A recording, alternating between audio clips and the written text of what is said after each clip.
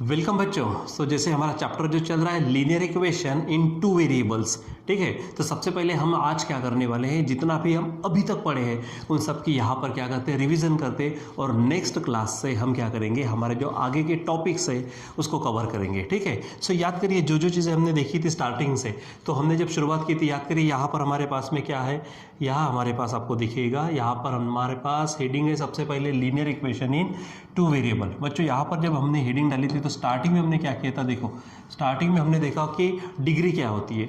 तो linear equation की degree क्या होती है, 1 होती है, ठीक है। अब डिग्री का मतलब क्या है, तो जो बच्चों जो वेरिएबल होता है, वेरिएबल का जो पावर होता है, ठीक है, उस हाईएस्ट पावर को हम क्या कहते हैं, डिग्री कहते हैं, ठीक है। दूसरी बात, वेरिएबल्स कितने रहते हैं उसमें 2, क्योंकि नाम है linear equations in two variables, ठीक है। तो यहाँ पर हमारे पास 2 वेरिएबल आपको दिखेंगे, ठीक है। जैसे एग्जांपल देखो, यहाँ पर है x + 3y = 7। देखो अब सबसे पहली बात क्या है कि इक्वेशन को अगर पहचानना है ना, तो इक्वेशन है कि नहीं है ये अगर ध्यान में लाना है, सबसे पहले आपका फोकस कहाँ रहना चाहिए, इक्वल साइन पर। तो देखो जैसे अगर मान लीजिए कि मैं अगर ये लिखता हूँ x² + 3x + 2 ऐसा लिख दिया, तो बच्चों ये हमारा इक्वेशन नहीं है, ये हमारी जस्ट अलजेब्रिक एक्सप्रेशन है जिसे हम पॉलिनोमियल कहते हैं। हाँ, लेकिन जैसे अगर मान लीजिए कि मैंने यहाँ पर x = 0 कुछ भी लिख दिया, तो समझ जाना कि वो क्या है, हमारा इक्वेशन। तो यहाँ पर सबसे बड़ी बात कौन सी है कि हमारे पास में इक्वेशन पहचानना। तो इक्वेशन क्या है, इक्वल साइन दिखे, समझ जाओ इक्वेशन।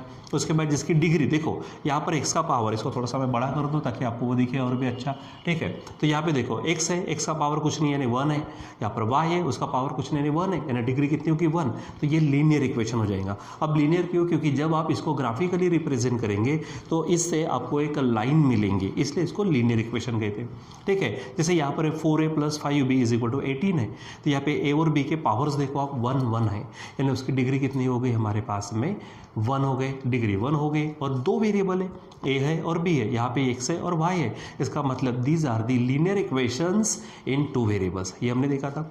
फिर उसके बाद में सबसे पहले हमारे पास में जो चीज़ थी, हमारे पास ये देखा था हमने, कौन सा, to solve linear equation in 1 variable, ठीक है। 1 वेरिएबल इक्वेशन को सॉल्व करना, ये हमने देखा था, जिसके लिए हमने बहुत सारे क्या किए, यहाँ पर एग्जाम्पल्स देखे थे, ठीक है। अब सबसे पहले तो ये ध्यान में रखना है कि जब भी इक्वेशन सॉल्व करते हैं, इक्वेशन सॉल्व करने का मतलब क्या है बच्चों, उसमें जो वेरिएबल्स होते हैं उसकी वैल्यू निकालना।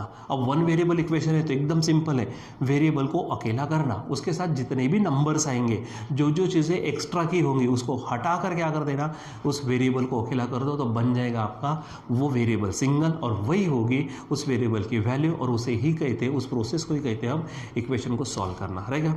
अब करना क्या है कि जो वेरिएबल होंगे उसके साथ में जो नंबर्स होंगे, उन नंबर्स को जब आप दूसरी तरफ भेजेंगे तो ध्यान में रखना उनका ऑपरेशन चेंज होता। जैसे इधर में अगर एडिशन है तो उधर सब्ट्रैक्शन होगा, इधर मल्टीप्लिकेशन है उधर डिवीजन होगा, ठीक है। या फिर साइन के अनुसार जाते हो तो इधर माइनस है तो प्लस होगा, प्लस है तो माइनस होगा, मल्टीप्लिकेशन का साइन है तो डिवीजन में जाएंगे, ठीक है, डिवीजन है तो मल्टीप्लिकेशन में, जो भी उल्टा ऑपरेशन कर देना उसका, ठीक है। तो यहाँ पर हमने क्या किए थे, ये एग्जाम्पल्स भी यहाँ पर देखे थे, ठीक है। तो ये एग्जाम्पल्स थे हमारे पास में, ठीक है। चलो, तो ये हमारे पास कुछ ज़्यादा ही बड़ा हो गया है, इसको थोड़ा सा मैं छोटा कर देता हूँ, ठीक है। ये हमारे पास में देखिए, ठीक है, तो यहाँ हमारे पास एक टॉपिक है, ठीक है। इससे हमने क्या किए थे, अलग अलग इक्वेशंस को देखे थे, ठीक, ये हो गया। फिर उसके बाद ये, तो ये हम, क्योंकि मैंने कहा कि मैं रिवीजन जैसा करने वाला हूँ, तो यहाँ पर देखो x + 4 = 5 था, ठीक है। तो यहाँ पे x अकेला चाहिए तो 4 को उधर लेके गए तो -4 हो गया, क्योंकि इधर प्लस था, सॉल्व करेंगे तो x = 1 आ गया। यहाँ पर y - 4 = 7 है, 7 उधर जाएगा तो 4 उधर जाएगा तो +4 हो गया, तो y की वैल्यू यहाँ पर क्या बन गई हमारे पास में 11, ठीक है। यहाँ पर 3x = 6 है, x = 6/3 यानी 2 हो जाएगा। इस तरह से बच्चों यहाँ पर हमने क्या किया था, आपको पूरे नोट्स वगैरह भी जो भी चीज़ें थी, पूरे के पूरे प्रॉब्लम्स हमने यहाँ पर ऑलरेडी देखे हुए थे, ठीक है। तो ये आपको ध्यान में रखना है, ये अलग अलग यहाँ पर हमने प्रॉब्लम्स देखे हुए थे, ठीक है। लेकिन ये किसके लिए थे, सिंगल वेरिएबल इक्वेशन के लिए, ठीक है। अब जैसे क्योंकि हमारे चैप्टर का नाम है बच्चों, क्या है, चैप्टर का नाम है 2 वेरिएबल इक्वेशन, ठीक है। तो वहाँ पर हमको सॉल्व करने के लिए 2 इक्वेशन दिए जाते हैं, जिसको हम एक साथ सॉल्व करते हैं, इसलिए उसको साइमल्टेनियस इक्वेशन भी कहते हैं, ठीक है। तो उसको सॉल्व करने की जो टेक्निक्स थी, वो जो मेथड्स थे, तो पहले हमारा टाइप था, क्या ना था, हमारा टाइप, उस हमारे टाइप में हमने 2-3 पॉइंट्स देखे थे, ठीक है। एक तो हमारे पास में सबसे पहला जो टाइप था वो था सीधे में सेम, ठीक है। क्या कहा था, देखो to solve linear equation in 2 variables, उसमें जो पहला था सीधे में सेम, ठीक है। सीधे में सेम यानी क्या, जैसे ये देखो ये इक्वेशन आपको दिख रहे हैं, सीधे में यानी देखो ये एक्स और एक्स को देखना है, वाई और वाई को देखना है। पहले नंबर चेक करो, यहाँ पे x के साथ 1 है, यहाँ पर x के साथ 1 है, यानी सीधे में x वाला सेम है, यहाँ पर y वो सेम है। फिर उसके बाद साइन पे जंप करो, तो अगर मान लीजिए कि सेम साइन होंगे तो आप सब्ट्रैक्शन करेंगे, डिफरेंट साइन होंगे तो आप एडिशन करेंगे, और सब्ट्रैक्शन करते समय नीचे के साइन चेंज करना, ठीक है। तो इसके लिए देखो यहाँ पे जैसे कि अगर हमने बात की थी कि x + y = 7 है, इक्वेशन फर्स्ट, x - y = 3 है, इक्वेशन सेकेंड। अब हमने क्या किया था, y को देखकर काम किया, क्योंकि यहाँ पे भी 1y है, यहाँ पे भी 1y, यानी y सेम है, इस हिसाब से, हालांकि दोनों सेम है, हम किसी एक से काम कर सकते हैं, ठीक है। कभी कभी कोई एक सेम होता, कभी कभी नहीं होते, ठीक है, डिपेंड करता हो। तो यहाँ पे y के साइन चेक किए तो डिफरेंट है तो हमने क्या किया, एडिशन। देखो यहाँ पर फ्रॉम 1 + 2 यानी इक्वेशन 1 और 2 की एडिशन करी थी, एडिशन करके x + x 2s मिला, y कट गया, यहाँ पे सॉल्व किया, x = 5 मिल गया।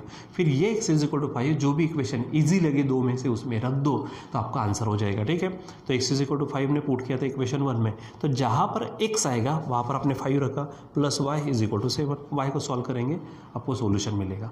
अच्छा, ये आपको प्रीवियस क्लासेस में भी हो चुका है बच्चों, ठीक है, तो अब इसको भी ध्यान में रखेंगे। अब यही प्रॉब्लम हमने दूसरे पद्धति से भी देखा, यहाँ पे हमने किसको देखा था, y को देखकर काम किया।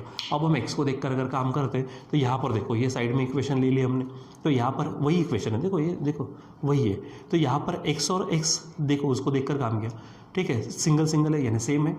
इसका साइन देखो, साइन सेम है, साइन सेम होंगे तो क्या करेंगे, सब्ट्रैक्शन। लेकिन सब्ट्रैक्शन करते समय नीचे के साइन चेंज करना है, ये आपको ध्यान में रखना है। सब्ट्रैक्शन करते समय नीचे के साइन आपको क्या करना है, चेंज करना है, ठीक है। तो देखो फ्रॉम 1 - 2 किया, इसको 1 के नीचे क्लिक, देखो यहाँ पर एडिशन का साइन ऐसे दिया, लेकिन यहाँ सब्ट्रैक्शन करते समय सबके साइन जो नीचे में है सबके साइन हमने चेंज किए, प्लस है तो माइनस है, माइनस किया, माइनस है तो प्लस किया, प्लस है तो माइनस। इससे क्या होगा, एक्सेस कट जाएगा, y और y 2y, इधर में से 1 में से 3 गई तो 4 मिला, तो y = 2 मिल जाएगा। फिर वही करो, y = 2 इक्वेशन 1 में रखा, यहाँ पे 2 रखा, 2 को ट्रांसफ़र किया तो x = 5 मिल गया। यानी ये टाइप है हमारे पास में सीधे में सेम। उसको क्या करते हैं हम, सेम साइन है तो सब्ट्रैक्शन करेंगे, डिफरेंट साइन है तो एडिशन करेंगे। सब्ट्रैक्शन करते समय नीचे के साइन चेंज करना, ये हमने देखा हुआ है, रिवीजन है इसलिए थोड़ा सा फास्ट जा रहे हैं हम, ठीक है। सेकंड जो था हमारे पास में तिरछे में सेम, ठीक है, तो इसमें क्या करना था, जब तिरछे में सेम, अब तिरछे में सेम का मतलब क्या, जैसे एग्जाम्पल, मैं एग्जाम्पल लिख देता हूँ। मान लीजिए कि हमारे पास है 4x + 3y है, = एग्जाम्पल कुछ ले लो, मान लीजिए कि 25 है, ये इक्वेशन फर्स्ट हो जाएगा आपका। यहाँ पर 3x + 4y = एग्जाम्पल कुछ ले लो, 24 है समझो, ठीक है, ये हमारे पास में, ठीक। अब तिरछे में सेम का मतलब, पहले तो सीधे में सेम, देखो यहाँ पे सीधे में सेम कोई है क्या, x है क्या, नहीं है, क्यों, क्योंकि यहाँ पे 4x है, यहाँ पे 3x है, यानी सीधे में सेम नहीं है, ठीक है। यहाँ पे 3y है, यहाँ पे 4y, सीधे में सेम नहीं है। तो फिर दूसरा टाइप कौन सा है हमारा, तिरछे में सेम। अब तिरछे में सेम का मतलब क्या, जो x के साथ है, नेक्स्ट इक्वेशन में किसके साथ आएगा, वो y के साथ। देखो यहाँ पर ये है, यहाँ पर y के साथ आ गया, ठीक है। यहाँ y का जो 3 है वो यहाँ पर x के साथ आ गया, तो ये तिरछे में सेम हो गए। तो यहाँ क्या करते हैं हम, एक बार एडिशन, एक बार सब्ट्रैक्शन और फिर से एडिशन, ये पॉइंट आपको ध्यान में रखना है, ठीक है। सो ये भी हमने देखा हुआ था, ठीक है। तो यहाँ पर आप क्या करेंगे, उसको बराबर समझेंगे, ठीक। फिर जो हमारे पास में नेक्स्ट टाइप है वो है हमारे पास में कौन सा, यहाँ पर कुछ भी सेम नहीं, ठीक है। तो यहाँ सबसे पहले ये चीज़ भी देखो, मैंने यहाँ पे को बताया था, जैसे 2x³ है तो ऊपर वाले को पावर बोलते हैं, खुद ही जो x है वो वेरिएबल है हमारा, और उसके साथ में जो मल्टीप्लिकेशन में आता है यहाँ पर, उसको क्या कहते हैं हम, कोएफिशिएंट कहते हैं, वो ध्यान में रखो, ठीक है।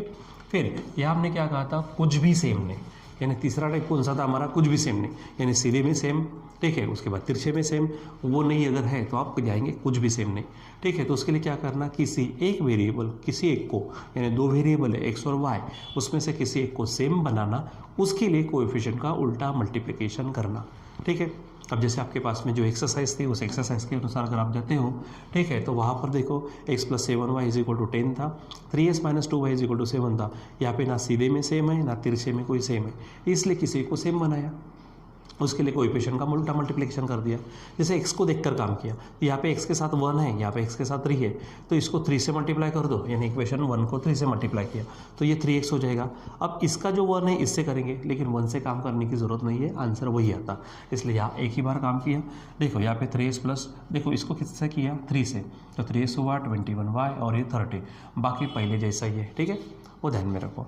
फिर यहाँ पर आगे बढ़ते हैं, ये एक हमारे पास में चौथा टाइप था, कौन सा, नीचे में नंबर्स दिखे तो उसके एलसीएम से सबको मल्टीप्लाई करना, ठीक है, ये सब आप ध्यान में रहो, हम सिर्फ रिवीजन कर रहे हैं जिन जिन बच्चों ने क्लास की इसके पहले, ठीक है।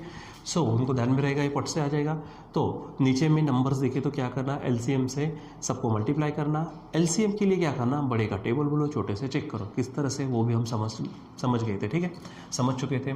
यहाँ पर हमारे पास ये क्वेश्चन है, हमारे पास ये क्वेश्चन में नीचे में देखो यहाँ 3 है, यहाँ पे 3 है।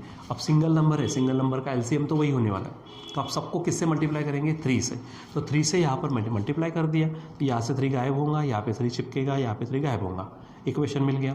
उसके बाद यहाँ पे नीचे में कौन आ रहा है, 4 आ रहा है, तो 4 से मल्टीप्लाई करके जैसे ये इक्वेशन, ठीक है, और ये बात करते हैं यहाँ पे ये इक्वेशन आ गया, फिर से वही कौन सा, सीधे में सेम, तिरछे में सेम, कुछ भी सेम नहीं, इस टाइप के अनुसार आपको जाना है, ठीक है, ये ध्यान में रखो। और एक टाइप जो मिसलेस में हम देखने वाले, बाद में देखेंगे हम नेक्स्ट क्लास में, हमारा जब भी चालू होगा आखिरी में जाएंगे इस चैप्टर के, तो मिक्स में जो प्रॉब्लम्स आते हैं प्रॉब्लम सेट में, तो वहाँ पर हम देखेंगे कि नीचे में नंबर्स के अलावा वेरिएबल्स आए तो वो हम टाइप देखने वाले, ठीक है।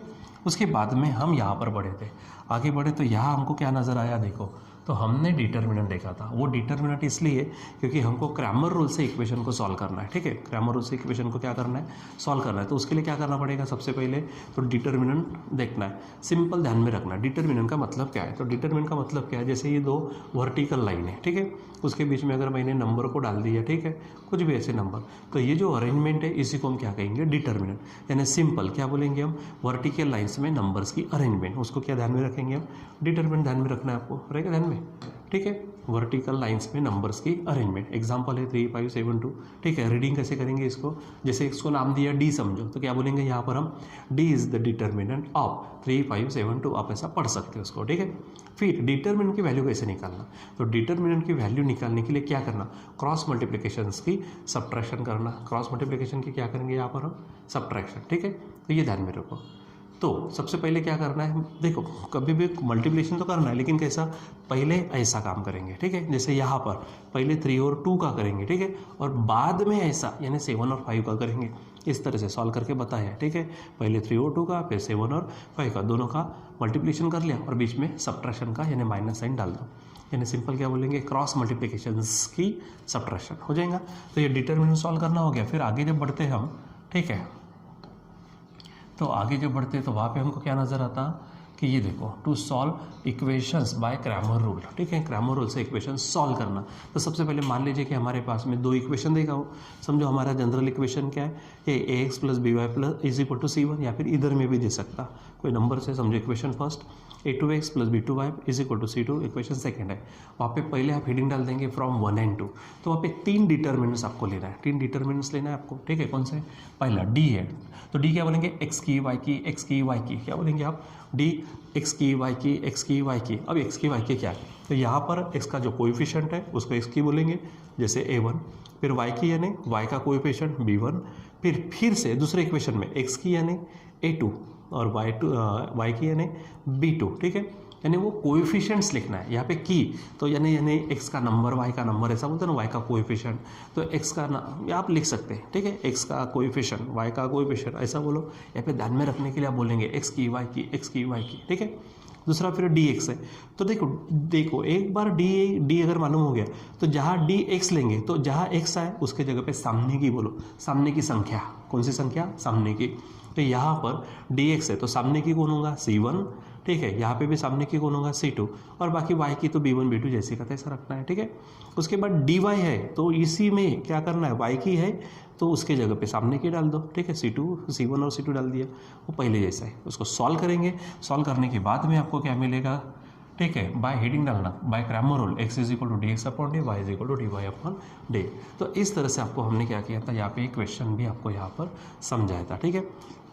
तो ये हमारे पास में पूरा का पूरा क्या है, या हमने देखा था एक्सरसाइज 3 में, आपका एक्सरसाइज 3 है, उस एक्सरसाइज 3 में वहाँ पर आपको ग्रामर रूल से सॉल्व करना था, डिटरमिनेंट की वैल्यू भी निकालना है, तो वो क्वेश्चंस वहाँ पे है। ठीक है बच्चों, तो यहाँ तक हमने पढ़ा हुआ। ठीक है, एक्चुअली ये तो है पैसा भी ऑलरेडी हमारा रिपीट में चल रहा है। ठीक है, यानी एक तो जिन बच्चों ने एकदम स्टार्टिंग में कहा किया होगा उसको तो वैसे भी डबल हो चुका है, रिवीजन भी हो रही। ठीक है, लेकिन कुछ बच्चे ने लेट ज्वाइन किया था तो उनके लिए स्पेशली हमको देखना ही था। ठीक है, तो यहाँ पर हम देख ही रहे, और नेक्स्ट क्लास में हम क्या करेंगे, इसके आगे में प्रॉब्लम्स जो हैं वो प्रॉब्लम पढ़ेंगे, नए नए मेथड्स है वो नई नई मेथड्स पढ़ेंगे। जैसे ग्राफिकल मेथड है, मैंने कहा आपसे ग्राफिकल मेथड को भी पढ़ना है हमको।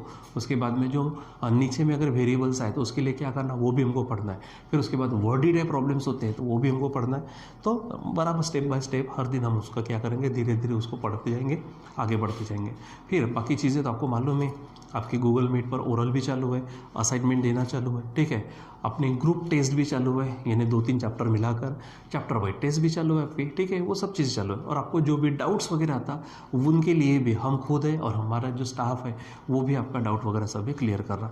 बस ये सब हमारी तरफ से होना यही ज़रूरी नहीं, आपके तरफ से भी होते रहना चाहिए। ठीक है, तो जब तक ये आपके तरफ से नहीं होगा तो जमेगा नहीं। ठीक है, सो यहाँ पर अभी हम क्या करते हैं, रुक जाते हैं, और बाकी हम कंटिन्यू करेंगे हमारे नेक्स्ट क्लास में। ठीक है, टिल देन बाय।